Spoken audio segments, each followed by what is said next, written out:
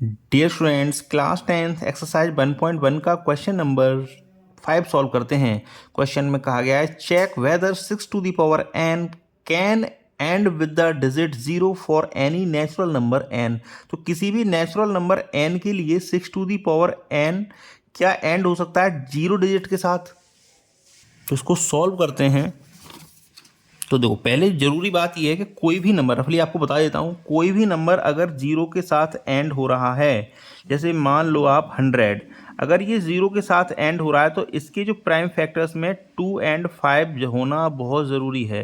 अगर 2 और 5 नहीं, दोनों नहीं होंगे, अकेले 2 से भी काम नहीं चलेगा और अकेले 5 से भी काम नहीं चलेगा, दोनों का होना जरूरी है प्राइम फैक्टर्स में। अगर 2 और 5 नहीं होंगे तो वो नंबर कभी भी 0 के साथ एंड नहीं हो सकता। देखो, आप 100 है, इसके प्राइम फैक्टर कर ले रहे हैं, तो 100 के जो प्राइम फैक्टर होंगे 2 से चला जाएगा 50 टाइम्स, एंड 2 से चला जाएगा ये 25 टाइम्स, एंड 5 से चला जाएगा ये 5 टाइम्स, एंड अगेन 5 से चला जाएगा ये 1 टाइम।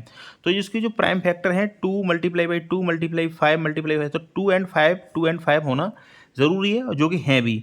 तो और भी आप एग्जाम्पल्स के साथ इसको ले सकते हैं। कोई और सा भी है, कोई जैसे 30 है, तो मान लीजिए 30 है तो 30 के प्राइम फैक्टर करेंगे तो 2 से 15 टाइम्स चला जाएगा, एंड 3 से 5 टाइम्स, एंड 5 से 1 टाइम। तो देखो 30 जो है 0 से एंड हो रहा है, तो इसके प्राइम फैक्टर्स में 2 एंड 5 आ गए। तो कहने का मतलब ये है कि अगर कोई भी नंबर है और वो 0 के साथ एंड हो रहा है तो उसके जो प्राइम फैक्टर्स होंगे तो उसमें 2 एंड 5 का होना ज़रूरी है। तो यहाँ हम इस बात को मेंशन कर देते हैं। तो we know that numbers ending with 0 has both 2 and 5 as their prime factor, whereas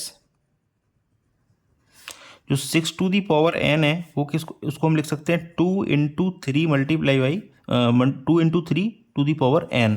तो यहाँ 2 तो है लेकिन 5 नहीं है, तो जब 5 नहीं है इसका मतलब ये जो 0 से कभी एंड नहीं होगा। तो इसको भी मेंशन कर देते हैं हम। Does not does not have does not have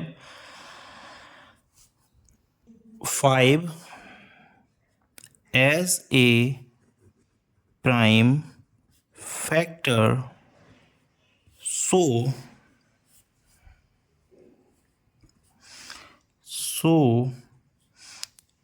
it does not and with 0।